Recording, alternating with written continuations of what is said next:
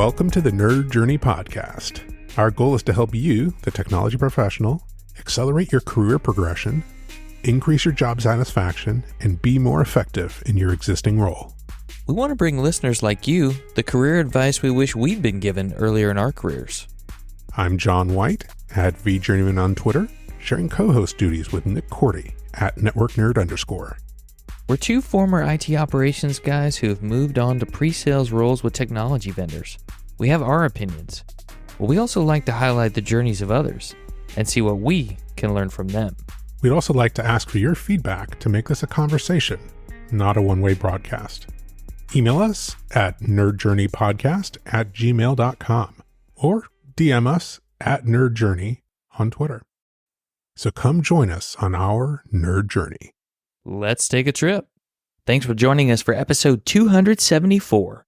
You have just entered part 3 of a book discussion of Finish by Jon Acuff, and we have a special guest host, Mr. Jason Gass. If you missed our previous discussions, let's catch you up. In part 1 of our book discussion in episode 272, we talked about our reasons for selecting the book and how finishing our goals is really a battle with perfectionism. What do you do when you can no longer work in a perfect way to progress toward your goal? And how can we have a better shot at finishing our goals by cutting them in half? In part 2 of our discussion in episode 273, we talked about ways to give yourself more time to achieve a goal by choosing what to bomb, looking at your motivations of working toward a goal, and how can you make it fun. And then we also talked about distractions that come up as we get closer to finishing our goals. How do we get rid of those distractions that come up naturally or that we actually put in our own way? This week in part 3, consider the following. Are you making assumptions that might not be true? I would venture to say, dear listener, that you definitely are. In fact, I think all of us are. We all have secret rules that we need to discover and destroy in order to accomplish our goals. Also, have you ever used data to measure your progress toward a goal? And if you're not collecting any data, should you be? Those are great questions as we continue with part 3 of our book discussion of Finish by Jon Acuff.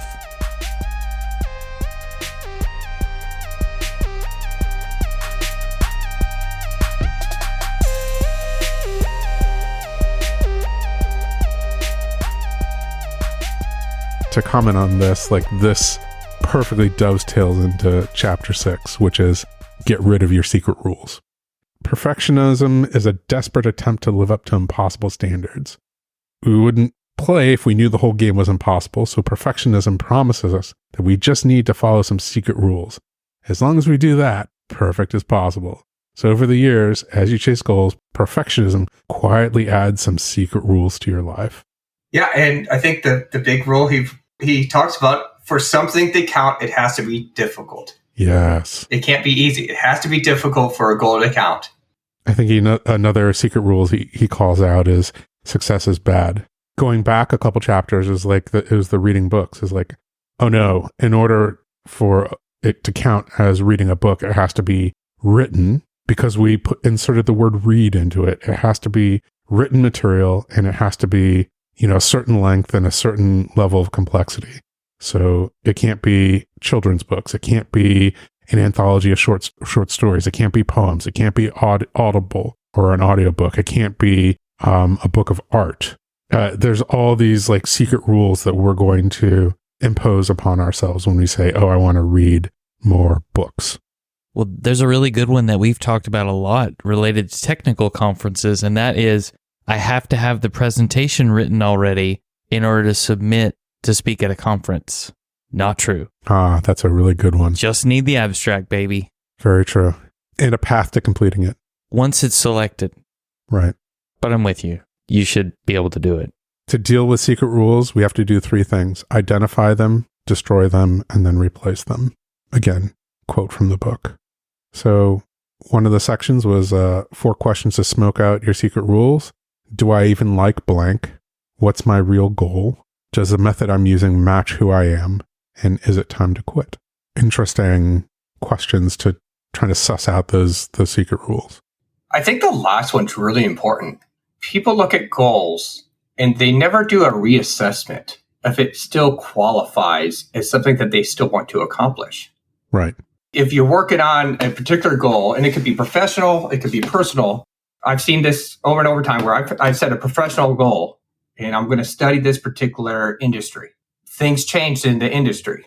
Or maybe I changed the job. Maybe my job turned in a different direction. I took a different role. That goal may no longer apply to my current situation.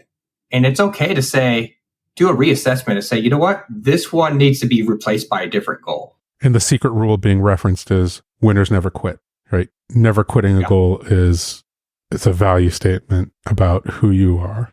I really like just the method I'm using, match who I am. And I think it references like the the P90X program. I saw a stand-up comedian named Nate Bargatze do a bit on that. And he's like, well, I've never worked out a day in my life. So what did I do? Why don't I start doing what Navy SEALs do? My goal needs to match who I am. It's always interesting. These examples always go back to exercise, but it brings up, like you said, marathon runners. Have you ever even ran? Do you even want to run? Maybe you should start with walking around the block. And can you do a 1K?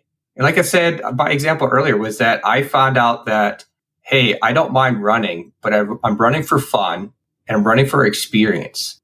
But I'm not going to go off and do a marathon because I realized I don't want to do that. And I think sometimes we have to sit down and say, like, why am I doing this? Is it fun? Is there another way of doing it so I can still accomplish the same results? And that might be go play baseball, basketball, go play golf. Golf, if you don't get the cart and you just walk. My father-in-law, they get their exercise in by doing 9 holes at the golf course and they walk the entire course. Mm-hmm. Yeah. That to them is a fun experience. They're getting miles in. And they're not walking around a high school track all day just to get to the same goal. It's a good guaranteed couple mile walk. Yeah. In a nice environment and potentially with a friend, right? Where you can have socialization along the way. We talked about marathon running. It's like somehow like the secret rule is like marathon good, right? Are high-end marathon runners, are they healthy in the way that I want to be healthy?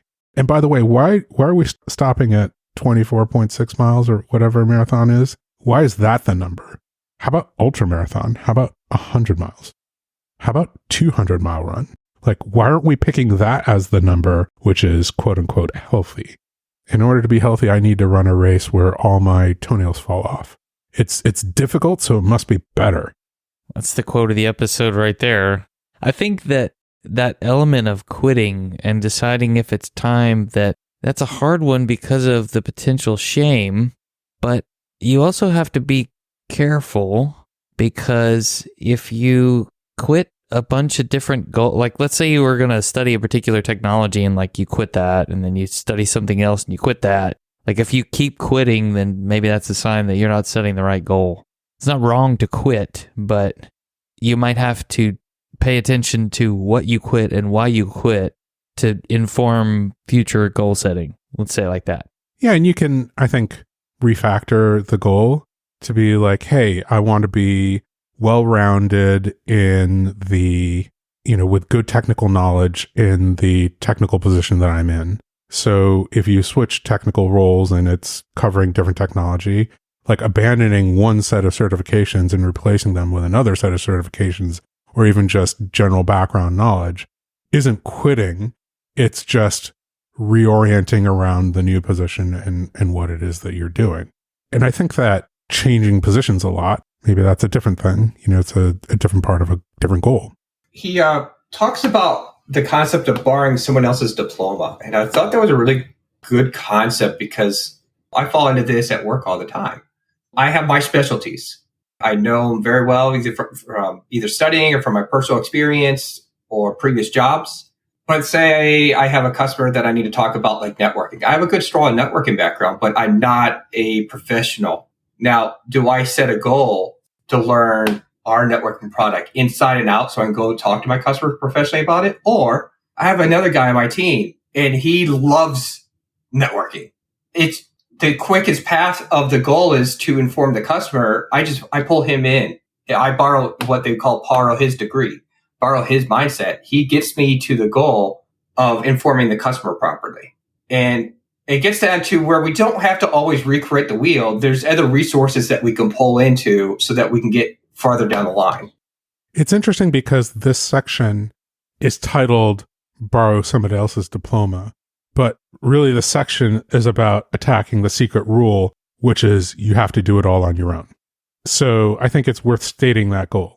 The secret rule is you have to do it all on your own, and invalidating that rule and then talking about the different ways that we can kind of attack it and accomplish the real goal, right?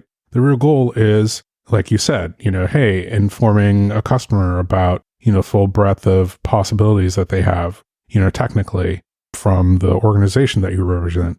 The secret rule says, and it has to all be me. But that is not the goal. The goal is to inform the customer. It's the secret unstated addendum that is the problem. Sometimes these rules are secrets to even to ourselves. I think it's knowing your limitations and knowing when to outsource. So say you're building a house and you know how to frame. That's your expertise. You know how to frame a house. But do you know electricity? Do you know plumbing? Maybe that's the time to, I still want to build my house, but there's other areas that it's going to take me longer to learn how to do that than just pulling in someone who's already has the knowledge. Pulling them, getting that task completed so I can move forward. Yeah, 100%. Absolutely. So knowing the secret rules and then destroying them. The method that the author talks about is really, first of all, identifying what the secret rule is. That's critically important. And then stating it explicitly. And then stating the implications of that rule. So the question to answer is, what does that mean? What is the implication of this rule? If the secret rule is I have to do this all by myself, then that means that I need to actually learn all the things about everything that I want to talk to my customer, right? If my goal is to inform my customer of all the technical possibility, that means that I have to learn them all and be an expert at them all, which if on the surface is impossible, or success is bad, which must mean that failure is good. I think that's the example in the book. The last part he talks about is that you identify your secret rules, you write them down because you have to get them out of your head. You destroy that rule, but the most important action, I think, is to replace it. You replace it with a new what they would call like a new positive secret rule. So if the rule is I got to do this on my own, you destroy that one. You could create a new rule saying I need to know when to bring in expertise from the outside, when to ask for help. Yeah. Or I need to be able to do these 3 on my own. But everything else, I don't have to. Or the more people in the boat, the better. There you go.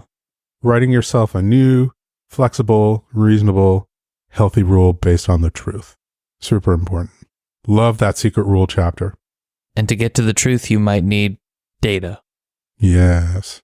This gets into perfection, but I remember my dad pointing this option out. Whenever I was working on something, if I was building something or I was, it could be anything, building something, painting something, I always said, it's got to be perfect. He's always told me, Jason, he's like, whoever comes and sees this afterwards will think this is exactly how you planned it to be. You're the only one that will notice the imperfections in anything that you do. And I always thought that was interesting. And you see this a lot in carpentry and building and painting. And maybe you paint the baseboards in your house, but there's a couple spots where it's just not perfect, right? The tape lifted up. But if you step back, the picture is perfect. It looks great. No one is going to get on their hands and knees and go down in the corner and says, that's not perfect. You missed a spot. Yeah. What's the overall goal? Make the house livable, right? This ties up this chapter, and I think we can move into actually one of my favorite chapters of the book as we near the end. Yes. And the title of that chapter is Use Data to Celebrate Your Imperfect Progress. It's so interesting because I made note of the title of that chapter, but I think it was the second time that I read through the book, visually, read it in my Kindle and highlighted things that the title of the chapter really landed. Celebrate your imperfect progress. And yes, data does help you do that. Yeah, what I really liked about this is that he talks about maybe we are trying to do a goal that we tried to do in the past. And you ask yourself, well, why didn't I accomplish it? A lot of us go back on memory. Well, memory is a bad way of trying to remember things. It's why eyewitness accounts when there's a accident aren't 100%. You ask 2 people, 3 people, well, what did the person look like? Well, one person will say he had a red shirt, another person will say he has a yellow shirt. Having that data kind of keeps us along the right direction. And I think it helps us when we miss that day at the gym. Hey, if we look back of hey, the last 6 months I've been to the gym on average 3 days every week for the last 90 days. And this week I only made it there twice. Well, your average is still very high. And the next week, if you go back to 3, that data proves that you're farther along the way than if you didn't have any data and you're trying to remember, well, maybe last month, I think I only went 5 times. It helps keep you along the track of, hey, maybe I messed up, but I'm doing a lot better than I was 6 months ago. Right. And are you tracking your weight on a graph or your waist size or, whether you're wearing a large or medium size shirt now? There's any number of things that you can measure. How many bags of potato chips did I eat this month? Still 0. Okay, well then you're still doing well, The funny thing about failure is that it's loud, and progress, on the other hand, is quiet. It whispers. Perfectionism screams failure and hides progress.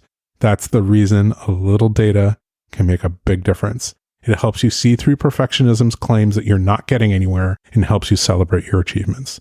That's kind of the tight thesis statement that I kind of pulled out. The only caveat of this chapter, and I'm not sure if there's a warning, I think there probably should be, is that how often do you check your data? Because we can get discouraged by data as well.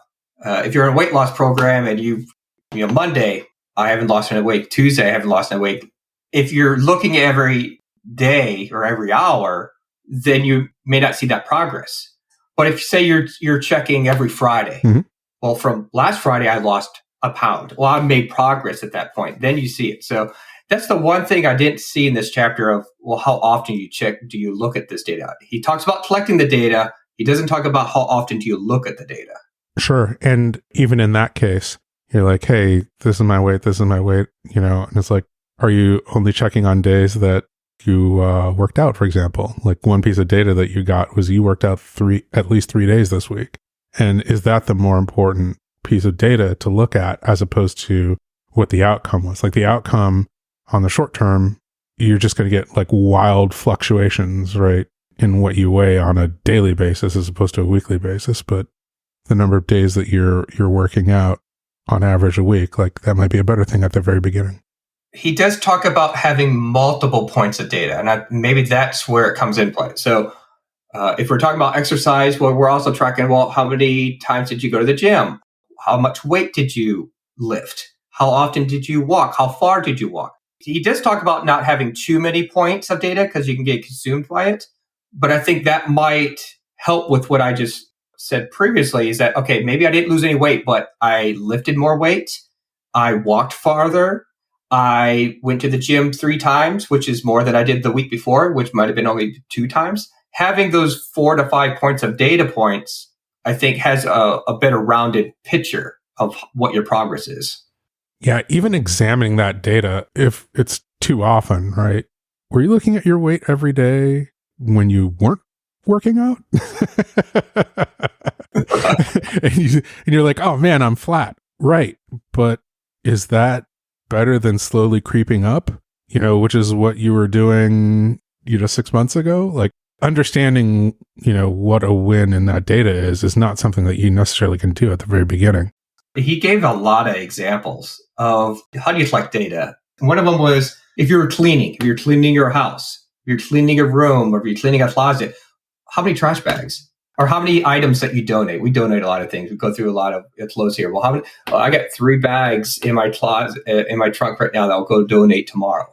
All pieces of data. So if you walk into your room and it still looks messy, that's a subjective thing, but the objective thing is that you've taken 3 bags out.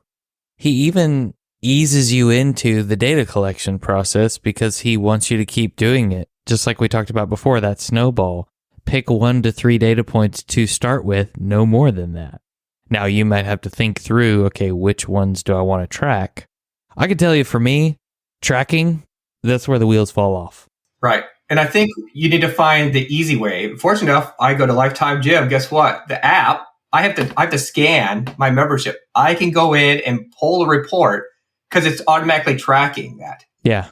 You got to make it simple. I'm not saying it's bad. Like, you should totally do it. I'm just saying, generally, I just don't do it outside of like financial things. Let me just make that clear. Yeah. I think you have to find a way if there's an automated way. Well, how many books did I read this week or this month or this year? You can export that. Unfortunately, you can also pull the same report out of Amazon, how much you spent on Amazon, which can be disheartening how much you spend a year. But like you said, financials are easy. Well, how much did I save? Well, you can set up rules in bank accounts now to, like, one of my goals is to max out my IRA. And I think right now we're at $6,500 a year. Well, I went back and said, how much money do I need to save every month to make sure that I save $6,000, $6,500 this year? My bank account now automatically pulls it out every time I get paid, goes into a bank account, and then Charles Schwab or Fidelity pulls it and applies it. And then at the end of the year, I can run a report either from Fidelity or Charles Schwab or my bank account and shows, okay, how close did I get? The data, especially if you have problems with it, is something that, if you go back to the section about fun, is like, how can you gamify it, right? So I know that was one of the things about fitness watches for a while, right? Is, can I connect with other friends who are walking, and can we all like see each other's, like, how many steps we got each day, and keep each other accountable, or compete, or whatever that looks like for you. And having that point of accountability or gamifying it can sometimes make the data collection like a little bit more, if I'm going to go for a walk, let me grab my fitness watch just so that I'm actually tracking it, and, I get credit for it, that kind of thing. One of the financial games I've seen, Dave Ramsey talks about it. I've seen a lot of other books, is whether or not you're paying off debt, or say you're trying to pay off your house. People go online and print off. It looks like a house, and like every brick, it's a coloring book. This is how much is left on my loan, and you divide that, and you go in every month when you make a little extra on that principal, you get to color in those bricks. It's a simple game, but I've heard, and especially on different podcasts, where people say they got so excited that at the end of the month, when they made a house payment, they got to go in and color that extra line in. And then you slowly see, and you see it on your wall. I think that's really important, is having it visually in front of you, not just stuck in your phone somewhere or on a computer, where when you walk into your office, you see that picture getting colored in of how close you're getting to the goal. Yeah, an analog and by hand. And sometimes for certain people, that can incentivize you to spend your extra money on making an extra house payment instead of, blowing it on something that maybe isn't as impactful, or making an extra credit card payment, paying down your credit card debt instead of increasing your credit card debt. And I thought this list was really interesting. It's like meals made. If you're talking about trying to eat healthier, how many meals did you make that week? If it's a financial, instead of eating out every week when you're at work every day, how many meals did you make that week? And how much that might save you? How much debt you paid off? Dates with a spouse? If you're talking about relationship goals, how many times did you go and take your spouse out this week or this month?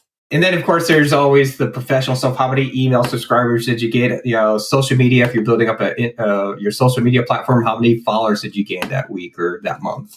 So I thought it was interesting how creative you can get with the measurements, right? We're not in this box that has to be strict. You can create your own rules of how you collect your data.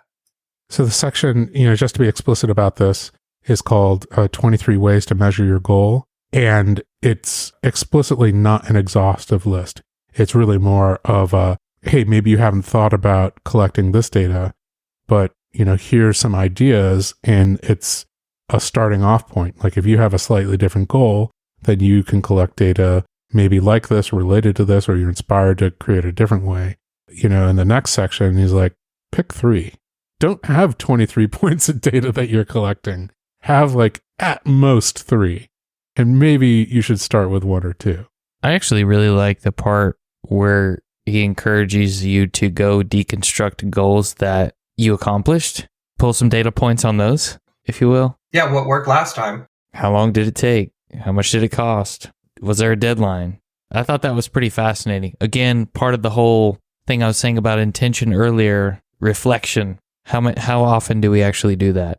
Probably not often enough.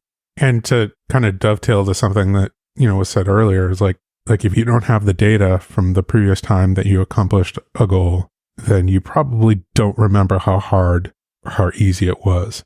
So maybe it's not a good way to calibrate what it is that you're doing this time and whether you're making similar progress or easier or harder because you didn't collect that data.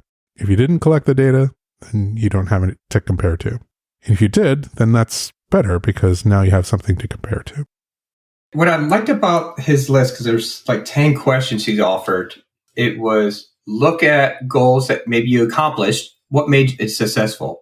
How did you accomplish that goal so you could apply it to a new goal? But he also puts a reflection on, well, if you didn't finish that goal last time, what went wrong? Why didn't you accomplish it? Did you have data points? If you not, what tripped you up? Doing that reflection so that you can apply that and learn from those lessons if you're going to retry that goal again.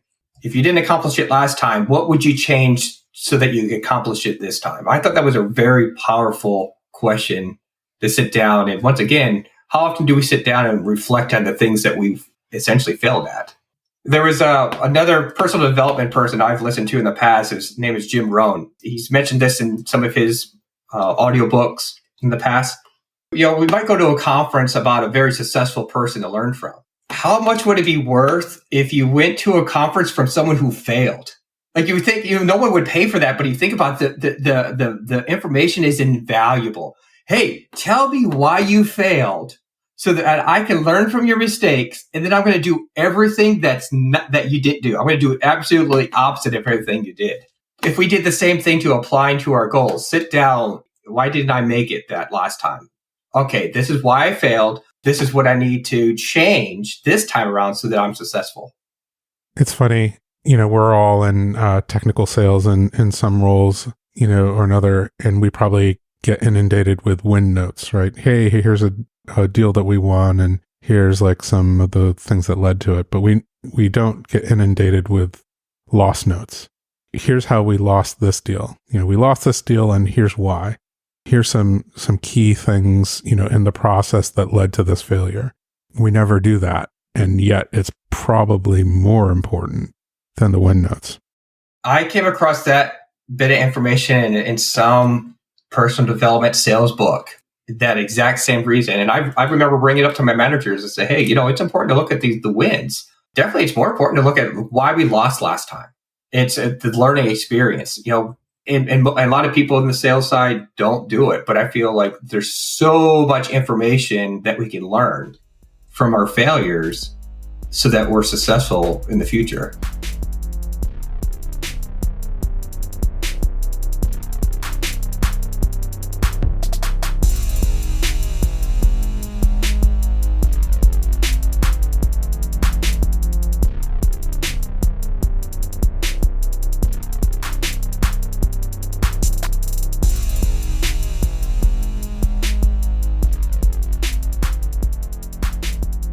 If you recall in episode 273, I talked about a noble obstacle really being a manufactured dependency.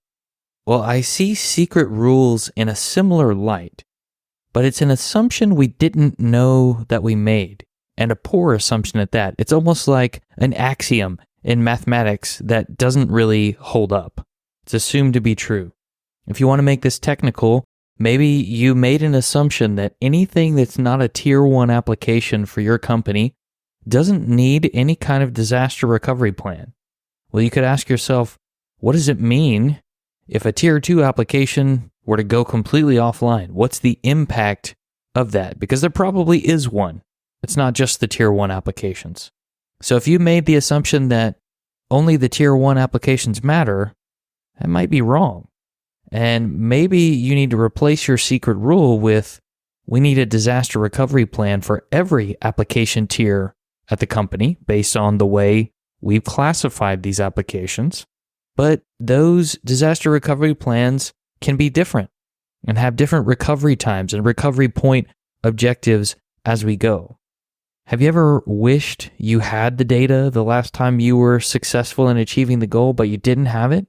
The good news is, just as Jason said in that episode, we get to create the rules that define what data should and shouldn't be collected. And it doesn't have to be a lot of data, but I actually think that collecting the data in and of itself is something you have to look at in terms of your motivations so that you keep doing it. Is that a fear motivation for you? I don't want to not have the data. Or is it a reward motivation? I'm excited to have this data because I know that it will keep me motivated to continue. Maybe your goal is that you want to build a better resume or a better LinkedIn profile. Well, how can you measure whether you're doing that? What data should you collect? Well, from a task perspective, in order to do that, you are going to need to improve the documentation of your accomplishments. So, could you track the tasks you complete on a weekly basis, or at least the progress you made on each of your tasks? Maybe you put that somewhere outside the corporate network so that you have access to it should you unexpectedly leave the company. From a data collection standpoint, it could be as simple as documenting the things you learned that week. And maybe you separate it into the things you learned to deepen your expertise in an area where you already had some expertise, and things you learned that expanded your knowledge into a new area that you don't know as much about. Or maybe you decide to document only things that are tied to projects, something that was a milestone to move a big project forward because you are lacking the ownership and leadership of a project on your resume or LinkedIn profile that you want to be able to showcase to future employers. So those are just some simple examples. And notice I didn't say how much detail to go into as you document, but even just documenting a couple things like that consistently on a weekly basis, you would have all this data that you could then take and filter and apply and update your resume and or LinkedIn profile. That way, should you need to go through the exercise of updating it quickly, you would have the data already at your fingertips instead of putting yourself through the exercise of, oh, I need to remember everything I finished in the last 18 months when I worked for this company now that I really need a new job. So that's just one idea to lessen the burden of the data collection. And maybe every time you make an update to your LinkedIn profile, that's your reward or something like that. Again, you would have to analyze your motivations for doing this. Are you fearful that you won't have the data and wouldn't be able to update everything from memory? Or are you excited to see that list of accomplishments growing because you have the data? It makes you excited to learn more and maybe even inspires you to write a blog article about it, for example. Next week, we'll talk a little bit more about data, and then we'll talk about perfectionism's last stand, the last barrier that perfectionism throws up before you complete a goal. We'll catch you then. Farewell, listeners. Tune in next time as the journey continues. I'm John White at VJourneyman, for Nick Cordy at NetworkNerd_, signing off. Adios.